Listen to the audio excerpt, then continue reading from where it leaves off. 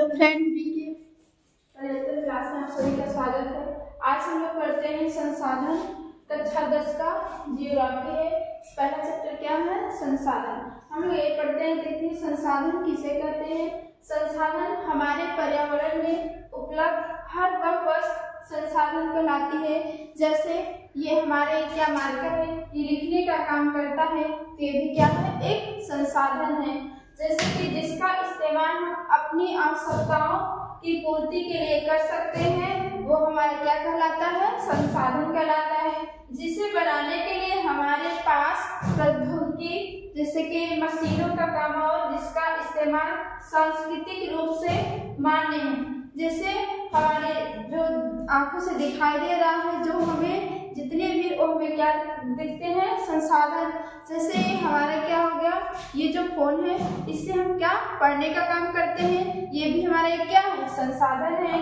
जैसे कि कोयला, पेट्रोल, ये भी क्या है? जो कोयला और पेट्रोल है, ये क्या हमारी गाड़ियों में ये भरी जाते हैं। अगर हम कहीं गाड़ी, हमारा क्या एक संसाधन है, उससे हम कहीं घूमने या टहलने के लिए जाते हैं। अगर हमारे पास पेट्रोल ना हो तो हम कैसे जाएंगे?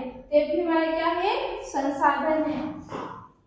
संसाधन भौतिक पर्यावरण में प्रकृति से देखा जाए तो मानव के प्रौद्योगिकी यानी मशीनों से और संस्थाओं मतलब समाज में, संस्थाओं का मतलब समाज के जो ये मशीन है, ये सब हमारे समाज में जो उपलब्ध है मानव के लिए, ये सब क्या है? संसाधन है। जैसे कि जैव संसाधन किसे कहते हैं? जैव संसाधन इन संसाधनों की प्राप्ति जीवों से होती है। जैसे वनस्पति, पशु, जैसे पेड़ पौधे, क्या इनके अंदर क्या जीव है, तो ये जैव संसाधन कहलाएंगे। जैसे पशु हो गए, पशु जैसे गाय हो गई या भैंस हो गए, उससे हमें क्या मिलता है?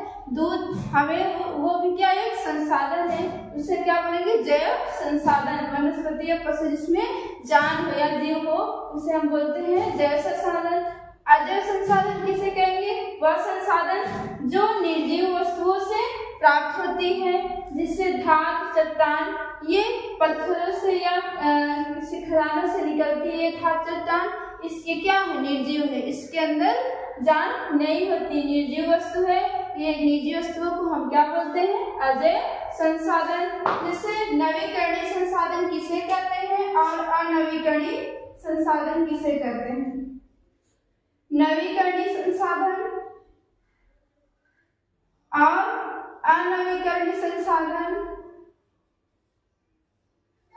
किसे कहते हैं? नवीकरणीय संसाधन में है जिसका हम इस्तेमाल बार बार कर सकते हैं। जैसे सौर ऊर्जा और जो टॉर्च सूर्य से रोशनी से चार्ज होती है, उसका प्रयोग हम बार बार कर सकते हैं। सौर ऊर्जा का बार प्रयोग कर सकते हैं। जैसे आटा वाली चक्की है, उसका भी प्रयोग हम बार बार कर सकते हैं। ऐसे संसाधन को हम क्या बोलेंगे? नवीकरणीय संसाधन। जिसका प्रयोग हम बार बार कर सकते हैं उसे नवीकरणीय संसाधन कहते हैं। जिसका प्रयोग हम बार बार नहीं कर सकते उसे अनवीकरणीय संसाधन कहते हैं। जैसे कि अनवीकरणीय संसाधन किसे कहते हैं? जैसे कि हमारे पास है क्या, जैसे इस मार्कर में क्या स्याही डाल दें, तो जो स्याही खत्म हो गई, इसका प्रयोग हम बार बार करें, फिर स्याही को डालें, तो हमारी नवीकरणीय संसाधन में आ गया, क्योंकि हम स्याही को बार बार इसमें डाल सकते हैं। अनवीकरणीय संसाधन के आइए देखते हैं एग्जाम्पल कौन सा है। आइए हम लोग देखते हैं अनवीकरणीय संसाधन किसे कहते हैं। अनवीकरणीय संसाधन में संसाधन है जिसका प्रयोग हम बार बार नहीं कर सकते।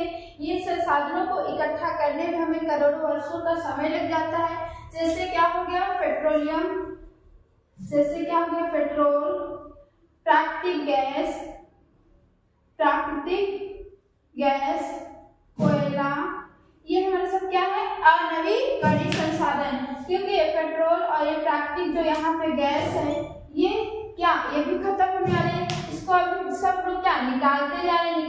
एक दिन क्या होगा? कोयला और ये प्राकृतिक गैस है, पेट्रोल खत्म हो जाएगा, क्योंकि इसको हम बार बार प्रयोग नहीं कर सकते। इसको हम लाने के लिए, इस संसाधन को, इसको प्रयोग करने के लिए हमको करोड़ों वर्ष लगता है। अनवीकरणीय संसाधन ये खत्म हो जाएगा, तो इसको दोबारा हम लोग नहीं ला सकते।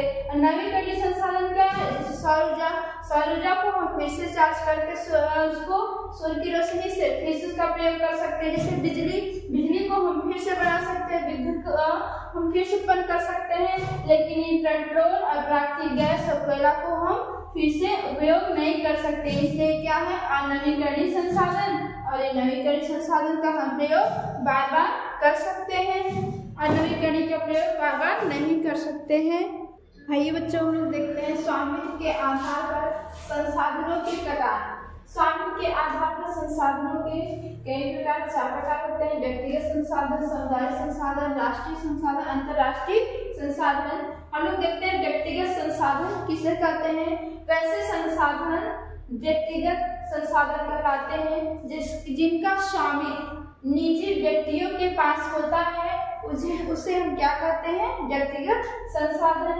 जैसे किसी किसान की जमीन हो, किसी किसान की जमीन हो, उस किसान के क्या व्यक्तिगत संसाधन का, सिर्फ उसी किसान का संसाधन होगा, व्यक्तिगत एक ही व्यक्ति की बात किया जा रहा है। जैसे जिस किसान की जमीन है उसमें उसी का संसाधन कहलाएगा। जैसे उसका घर हो गया, ये भी क्या होगा, व्यक्तिगत संसाधन हुआ, क्योंकि एक ही व्यक्ति का घर हो सकता है और एक ही व्यक्ति के घर में सभी लोग नहीं रह सकते हैं, इसलिए व्यक्तिगत संसाधन कहलाएगा। जैसे कि ये क्या है, जैसे कि हमारा फोन है, इसमें किसका व्यक्तिगत संसाधन, इसमें सिर्फ मेरा है व्यक्तिगत संसाधन। स्वामित्व के आधार पर, कि स्वामित्व का मतलब इसका मालिक कौन है, स्वामित्व का मतलब इसका मालिक कौन है। व्यक्तिगत संसाधन जैसे किसान की जमीन है तो इसमें इसका मालिक, जमीन के मालिक कौन हुआ, किसान, क्योंकि इसी किसान की बात की जाती है, क्या हुआ, व्यक्तिगत संसाधन हुआ। सामुदायिक संसाधन किसे कहते हैं, वैसे संसाधन जो सामुदायिक संसाधन हो उसे हम सामुदायिक संसाधन कहते हैं, जिनका स्वामित्व समुदाय या समाज के पास होता है, जिसका संसाधन स्वामित्व मतलब मालिक उसका समुदाय या समाज के पास हो, मतलब इसका मालिक कोई नहीं रहता। इसमें सब समाज और समुदाय सब शामिल है। जैसे कि चारागाह हुआ, चारागाह, तालाब का प्रयोग कोई भी कर सकता है। यहाँ पार्क में सब लोग जा सकते हैं, कोई नहीं कर सकता कि मेरा पार्क है, वहाँ पे सब घूम सकते हैं। शमशान, कब्रिस्तान, कोई नहीं कर सकता कि इस कब्रिस्तान में सिर्फ हम रह सकते हैं, इस कब्रिस्तान में सभी लोग रह सकते हैं, क्योंकि ये एक सामाजिक और सामुदायिक संसाधन है, इसीलिए इसे हम क्या बोलते हैं, सामुदायिक संसाधन। आपको हमारी वीडियो पसंद आई हो तो मेरे वीडियो को लाइक और कमेंट सब्सक्राइब जरूर करिएगा।